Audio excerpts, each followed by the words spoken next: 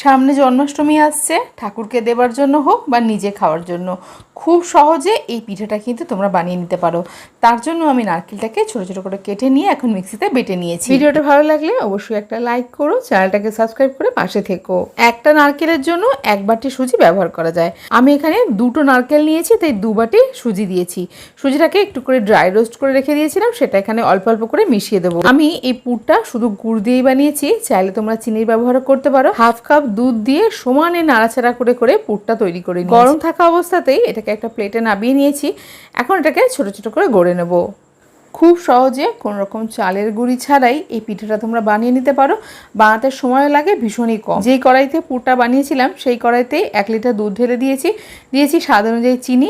এখন দুধটা একটু গরম হয়ে গেছে, এর মধ্যে এই বলগুলোকে দিয়ে দিচ্ছি।